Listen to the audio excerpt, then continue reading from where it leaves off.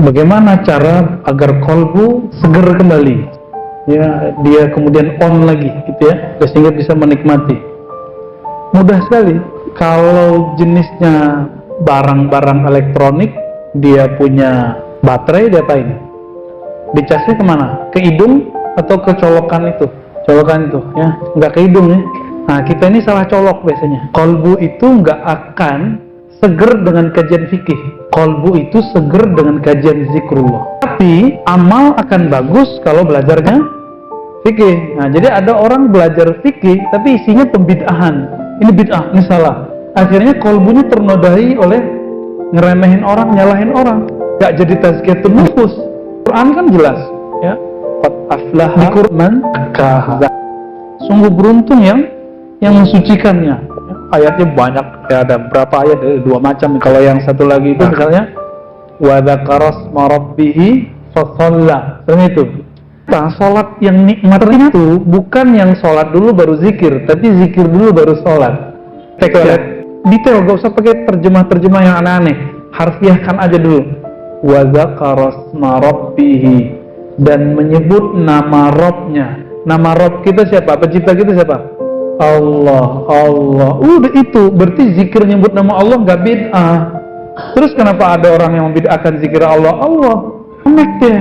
Nggak, oh Nabi nggak pernah. Emang ente tahu? Berarti kurang ngeh aja. Ayat pertama turun, Iqra bismi rabbik, nama Rabbmu. Yang kedua, wa rabbaka fakabbir. Yang ketiga, wazkurisma rabbika wa tabattal tatila. Surat Al-Muzammil. Jelas perintahnya menyebut, membaca, mengulang-ulang nama Rabbmu, Allah, dan nama ya Allah itu sendiri, Allah. Maka setelah kami memperhatikan tafsir-tafsir yang zaman-zaman ulama salafus saleh sampai zaman sekarang, ternyata zikir pertama Nabi itu adalah menyebut nama Allah aja. Allah, Allah, pakai kalbu. Itu aja. Ya. Boleh, perintahnya jelas kok. Walaupun ada 1000 ustadz melarang mengatakan bid'ah. Wah, ada 1000 kiai bilang zikir Allah Allah bid'ah. Itu dia lagi nggak tahu ayat aja, bukan dia jahil. Iya gitu kan dikit. Udah jelas ayatnya. Iqra bismi rabbik. Sebut, baca nama Rabbmu. Siapa nama Rabbmu? Allah. Al-Muzammil ayat 8. Wazkurisma rabbik. Sebut nama Rabbmu. Siapa nama Rabbmu? Allah, Allah, Allah. Udah gitu zikirnya. Cuma ada tekniknya. Kalau coba-coba sendiri nggak ada efeknya. Kita latihan silat sendiri, latihan silat sendiri kan nggak ada efeknya, malah capek. Latihannya itu ada prosesnya. Nah, nanti kalau mau, katanya ada ruangan khusus ya. Kita di hari apa gitu. Nanti kalau pengurus koordinasi aja. Sampai kemudian kita sudah pindah alam baru ketemu zikir itu. Ya. Berdebat antara dua imam, Ibnu Taimiyah dan Imam Ibnu Athaillah. Kata Ibnu Taimiyah nggak boleh zikir Allah Allah. Kata Ibnu Athaillah, ayatnya jelas kok. Debatlah mereka. Ibnu Athaillah sudah senior, sudah tua, sudah paham banyak. Ibnu Taimiyah mengatakan, saya nggak ketemu tuh Nabi itu zikir Allah Allah Allah Allah. Dijawab Ibnu Athaillah, bukankah ada hadis Nabi? La taqumus sa'ata la yuqalu fil ardi Allahu Allah. Hadis Sahih Muslim, tidak terjadi kiamat sampai tidak ada lagi yang baca kalimat Allah, Allah. Jadi antum cari guru ahli zikir Allah, Allah. Nafas naiknya Allah, nafas turunnya nyebut nama Allah. Cari orang itu, dia adalah sumber baterai kita di situ. Cas sama dia. Orang ini kalau terima kita, insya Allah setiap ketemu beliau kita dicas. Tapi kalau jauh dari dia, ya mati sudah ya. Nggak bisa bergerak itu kolbu. Nggak hidup, nggak bisa nelfon dia nanti ya. Maka sholat itu disebut sholat karena di dalam sholat itu ada koneksi kepada Allah. Tapi pulsanya adalah wa dzakara asma rabbih fa shalla.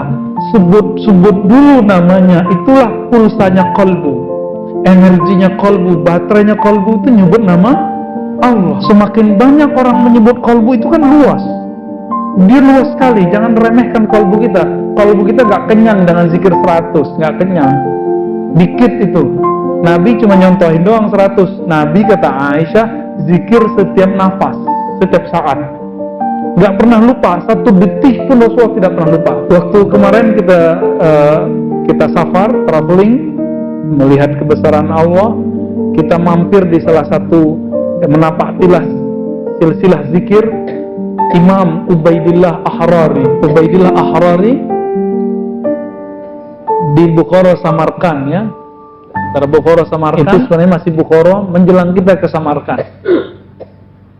Imam Ubaidillah Ahrari ini langsung berguru ke Imam Bahauddin Shah Naqsyabandi. Disebutkan oleh Imam Amin Al-Qurdi, Syekh Amin Al-Qurdi, bahwa Imam Ubaidillah Ahrari ini tidak pernah lupa kepada Allah sesaat pun, kecuali sekali waktu dia masih muda, sandalnya itu nyemplung masuk ke, kalau ada tanah kena air itu apa namanya, becek-becek gitu ya.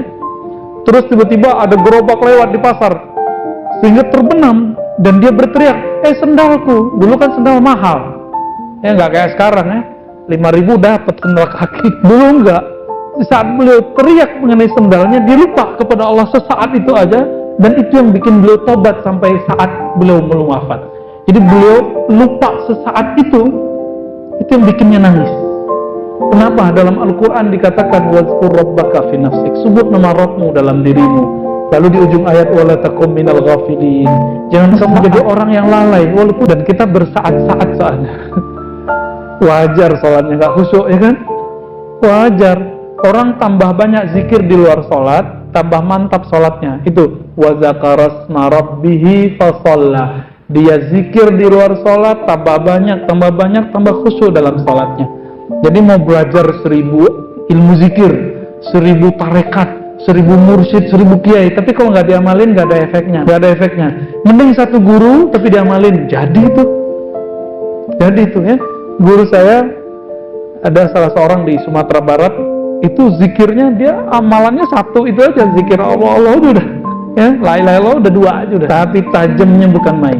Kita datang duduk sebentar itu ngecas langsung full ya, sampai kadang-kadang nggak kuat untuk menahannya lagi, tumpah ruah sudah ya.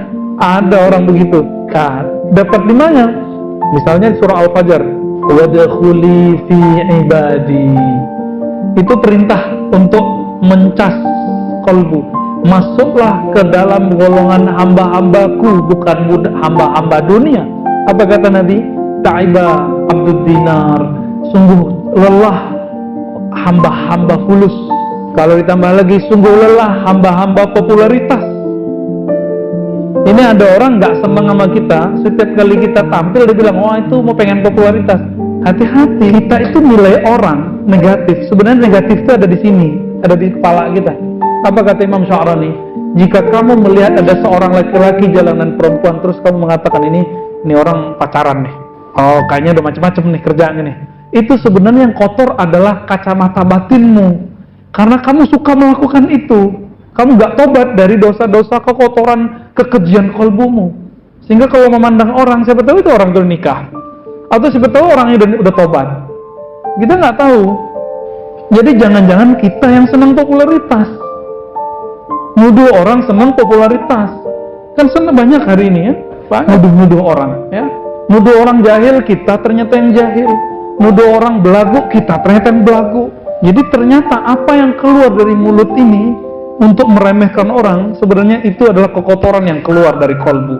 Itu ya, karena kolbu itu dia punya daya tampung, maka jangan tabung kalimat-kalimat kotor. Jadi kalau kajian itu jangan cari kajian-kajian yang ngotorin kolbu, yang nyebutin zindik untuk apa, bid'ah untuk apa ya? Itu ngotorin kolbu. Kajiannya kajian tazkiyatun nufus, tapi isinya nyalain orang. Tazkiyatun nufus itu ciri-cirinya sibuk dengan kesalahan diri, bukan sibuk sama kesalahan orang. Itu baru tazkiyatun nufus alias tasawuf. Ini masih nyalain orang lagi ya, nyalahkan zikir pagi sore buat zikir pagi sore sendiri, ya kan? Oh Nabi nggak pernah zikir begitu, ternyata dia buat buku sendiri ya, tarekat baru itu, tarekat pagi sore ya. Allahu Akbar. Hah? Rumah makan mentang-mentang orang Padang ya. Kita sama. Baik, jadi gimana caranya? Di surat Al-Kahf dikatakan wasbir nafsaka ma'alladzina yad'una rabbahum, hendaklah kamu bertahan. Nah, wasbir itu ternyata sabar itu ada yang lebih berat dari sabar menghadapi musibah. yaitu bertahan duduk bersama orang-orang soleh. Itu lebih berat. Orang kena musibah bisa sabar, orang sakit bisa bertahan, tapi orang kalau duduk sama orang soleh karena nggak tahan. Contoh sederhana gini, waktu saya ikut zikiran di Prancis, di Paris, itu mulai dari jam 6, mereka buka itu jam 10 malam. Jam 10 itu masih terang. Kita mulai zikir jam 6 sampai jam 10 baru berhenti pas azan. Enggak, capek, enggak ngerasa capek, pegel aja enggak. Kok bisa ya? Jam 6 sampai jam 10 berapa jam? 2, 3, 4 jam. Itu kali-kali pertama saya gabung sama orang, itu enggak merasakan lelah berzikir. Oh, baru ingat di Sahih Bukhari, Mu'adz bin Jabal mengatakan, "Ta'al nu'min sa'atan." Ayo kamu gabung sini, kita beriman sesaat. Lalu di riwayat Imam Bukhari itu ada syarah Imam Ibnu Hajar, dikatakan, apa yang dilakukan oleh Mu'adz membaca tasbih, subhanallah, alhamdulillah. Nabi nggak pernah ngajarin begitu. Mu'adz buat sendiri. Apakah Mu'adz pelaku bid'ah? Enggak, kan ini masuk ke umumnya ayat. Ayat allazina amanu zkurullaha dzikran katsira, ayat berapa tuh? 41 ya? Al-Ahzab 41. Hei orang-orang beriman, sebut nama Allah sebanyak-banyaknya. Maka yang dipanggil berzikir itu siapa? Beriman. Maka ciri-ciri iman adalah zikrullah yang banyak. Ciri-ciri munafik zikrullahnya dikit. Itu sederhana tuh. Komunitas-komunitas yang begitu, cari, nanti kolbu kita akan full. Nah, ini kajian kita di sini, semoga nanti ada kajian zikirnya. Nanti kita buka Ratibul Haddad, ya, Ratibul Attas, nyampe di tahlil kita nikmati tahlilnya. Mau orang bilang bid'ah itu urusan dia, ya. Kalau ada orang bilang madu itu pahit, kita udah coba, madunya manis. Kita masih percaya nggak? Ada 1000 orang bilang di luar sana, madu itu loh pahit. Kita bilang apa? Kamu belum nyobain rasa madu. Kalau kamu nyobain rasa madu, gimana rasanya? Manis. Dan orang itu mau ngikutin apa yang sudah kita rasakan. Karena saya sudah merasakan nikmatnya zikir berjamaah, nikmatnya zikir Allah, nikmatnya zikir la ilaha illallah, nikmatnya zikir keras la ilaha illallah. Kita nggak berani lagi bilang itu bid'ah. Oh, itu ahwal syaitani. Tahu dari mana? Nama kamu kali Tony. Ya, ahwal syaitani kan keadaan kan nggak mungkin. Kenapa? Dalam hadis yang sahih disebutkan bahwa syaitan itu punya lamam. Lamam itu kayak semacam, kalau nyamuk itu punya belalai. Nah, itu lamam. Malaikat juga punya. Jika orang itu tidak berzikir, maka syaitan yang musukin jarumnya ke dalam. Tapi kalau orang itu berzikir, nyebut nama Allah, langsung syaitan yang menjauh. Maka tidak mungkin bersama orang ahli zikir ada syaitan. Jelas. Dalilnya ma'ahu idza dzakarani, ana jalisun man dzakarani. Aku teman duduknya orang-orang yang menyebut namaku. Maka teman-teman sahabat akan Allah, kenapa kita belum merasakan itu? Nyaman belum, tahan di atas sajadah. Nanti bertahap insya Allah ya. Saya dari kemarin nanti mulu nih. Maaf Pak ya.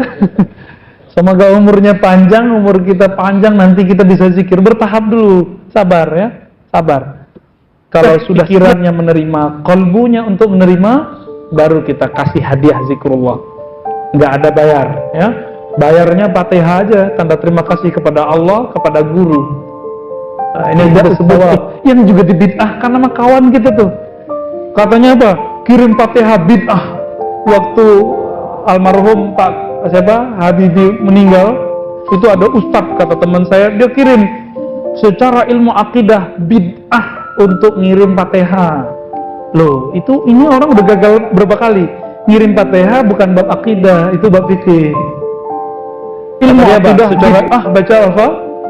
Tuh, Ustadz tuh. Kira-kira tanggung jawabnya dari hadapan Allah gimana tuh? Ulama salafus soleh tidak ada yang mengirim Fatihah.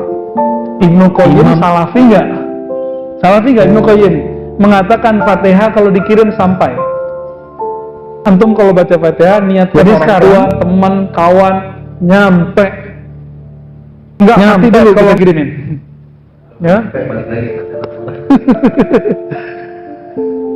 Waktu itu Ustaz juga mengamankan kepada saya menyampaikan kalau mana pikir untuk bisa memulai pikirnya itu dengan ya 40 kali. Iya.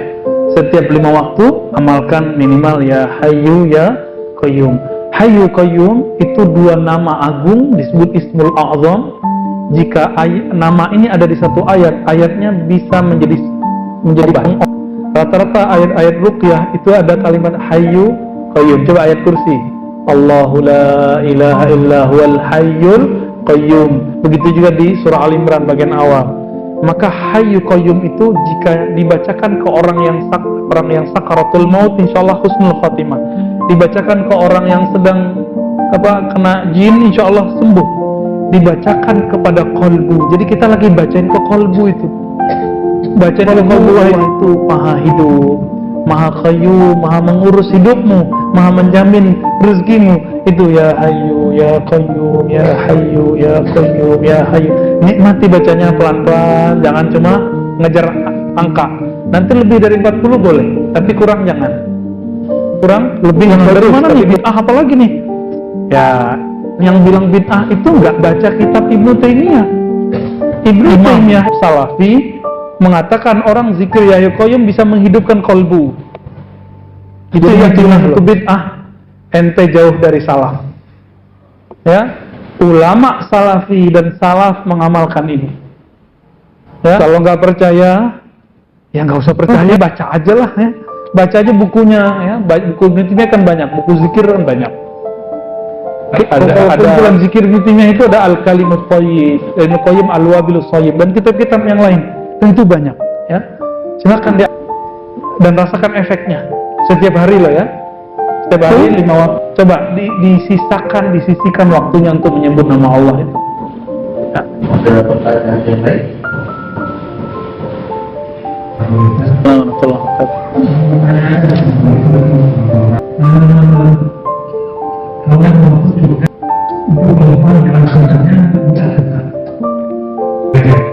Tapi tadi sedangkan istri Nabi aja masih sembuh.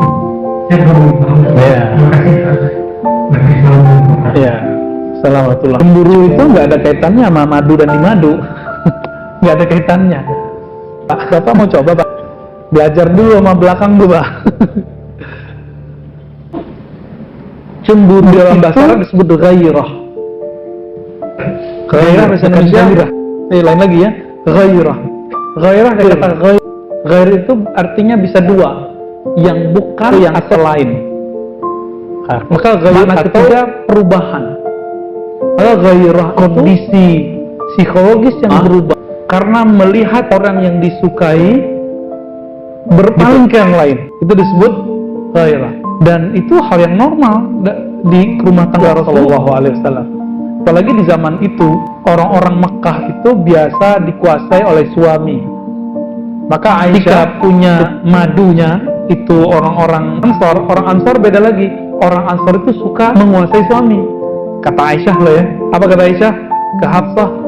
Hafsah, kita harus hati-hati nih sama Zainab, Ummu Salamah. Kenapa? Orang-orang Arab Madinah suka menguasai suaminya. Ya, nanti kalah sinyal gitu. Itu terjadi dan itu ada buku istri sekarang oleh Bintu Syate. Itu buku yang Rasulullah dan imajinasinya itu lepas. Dia ketika dia nulis kayak bukan buku, tapi kayak cerita novel.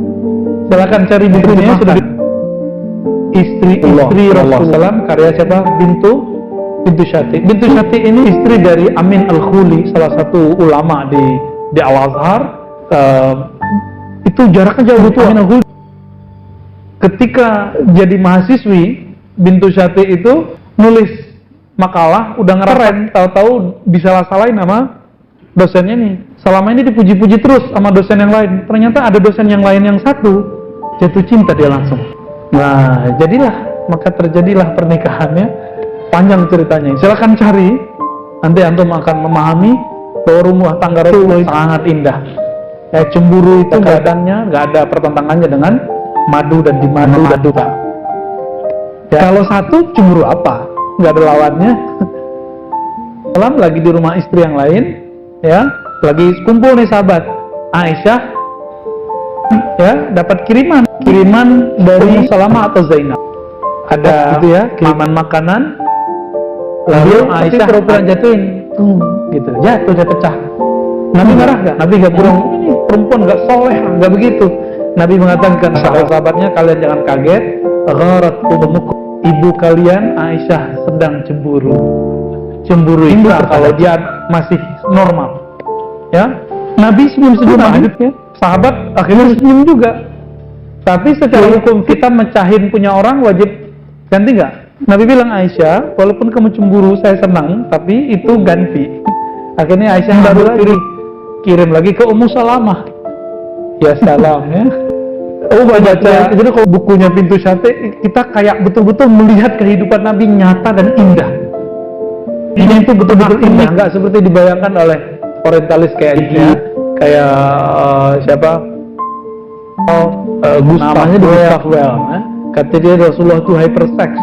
Kata dia Rasulullah itu maniak seks. Apa maksudnya itu ngomong begitu? Rasulullah itu kalau dapat wahyu kayak dapat ayan. Sekali sama Rasulullah ya. Sampai datang orientalis dari Jerman. Ya ada namanya disebut anime ya. Anime ya. Betul ya namanya itu. Itu ketika nulis judul bukunya Muhammad. Kayak orang beriman. Ada senior saya di Usuluddin sana. Itu waktu datang Jerman, dia berkunjung bulan anime. Dia meyakini anime itu matinya dan lalu dia kirim Fatihah. Mahasiswanya pernah marah. Itu ada tanda salibnya kan di Kristen. Apa kata dia? Diam, jangan komentar. Aku meyakini Fatihah gue nyampe. Ya urusan dia deh. Itu bukan liberalisme, ya, nggak ada kaitannya. Itu dia membaca Islam itu salah satunya dari buku-buku Syekh itu. Tapi kok dikuburkan ala Kristen gitu. Wallahu a'lam bishawab. Cukup? Masih ada? Ya, oke, tafadhol.